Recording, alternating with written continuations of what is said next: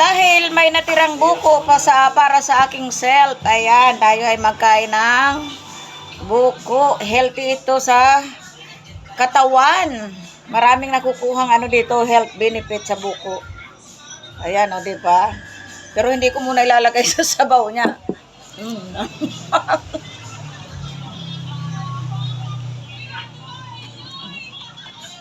Hinihintay ko lang yung aking kumare. At sabi ko, mabili kami ng hipon ngayong araw. Kasi kahapon ay wala kaming nabili. Kasi maliit daw ang ay malawak daw yung hibas ng dagat. Kaya walang hipong mabili kahapon sa bayan. So, hinihintay ko lang. Pero si Tita Glo, siyempre nandyan na. Mamaya, alam nyo na. May content tayo. Pag present si Tita Glo, may content tayo eh. Yan ang aking, siya yung aking stress. Pero siyempre, alam nyo naman, pag behind the scenes, content lang naman yun. Oh, nag-uumpisa lang yung gawa-gawa ng content ng mga pwede nating pagtawanan, pintasan, lahat na. Bahala kayo dyan. Basta lula nyo ay gagawa ng content, hindi daw susuko. Diba? Hindi susuko. Laban lang. Sabi nila, laban lang. Life daw is, fighting for life. Yung mga kasabihan. Yung kasabihan na, mayroon akong kasabihan na hindi ko makakalimutan. Pero i-reveal ko rin yung sa Facebook. Yung kasabihan baw. Na pala ako yung kamay ko. Dapat pala sa yung kanan ang ginamit ko para kita ako. Kaso kaliwiti ako eh. Kaliwitan lula nyo. Kaya nahihirapan akong gamitin yung aking right hand. Oh.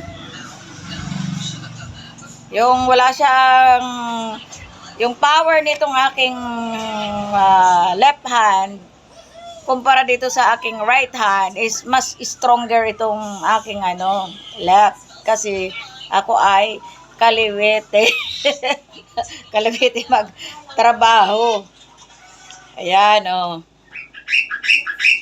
Ngayon, tingnan nyo naman, kinakaanan ko ngayon, nahihirapan ako, maski kayod lang ng aking buko at gagawin nating merendalan habang naghihintay at taga-abang-abang doon sa aking kakumari kay Tita Landa at kami pupunta ng palengke.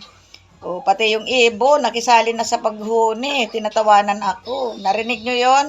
Alaga akong ibon yon dito. Yung nagsasalita, kaso hindi pa siya masyadong marunong magsalita. Kaya yun pa lang, at saka yung sigaw niya pag may napunta ditong tao, masabi siya ng pangit, pangit, pangit. O, yun ang nung aking ibon. Ko nga, pakita nga natin ang ating ibon. Nandun.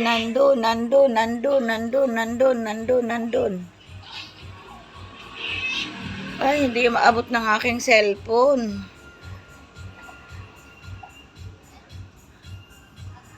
Hindi maabot ng aking cellphone. Nandun si Tita Glo. Kaway-kaway, Gloria.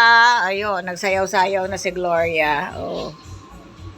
Ay, may yung mga nakasampay na yon ay kahapon ginusot-gusot yun ni Tita Landa. O, ayun. O, diyo, nagsipol yung bird ko. Nakita nyo nun. Sana itong aking content na ito ay mapasok sa long form video. Kasi siyempre gusto ko talaga yun sa long form video eh.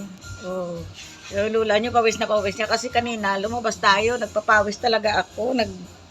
Bilad, grabe ang pawis ko. Pagkatapos ko mag-inom ng buko ay tayo ay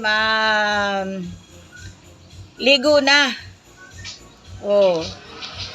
Maligo na tayo at para makapagayak na papunta ng bayan. Oh, ganito ang ating kagandahan sa umaga. Nag-ipainit ako. Naralagay ko yung aking ipit yan sa aking hair. So, hindi ko pa naaalis. So, yun lang. Maraming salamat At ito, tayo ay uminom ng buko para sa ating malusog na katawan. Ito ay nakakatulong maglinis ng ating toxic sa ating kidney. So, yun lang. And this is my video for today. Happy Monday! Bye-bye!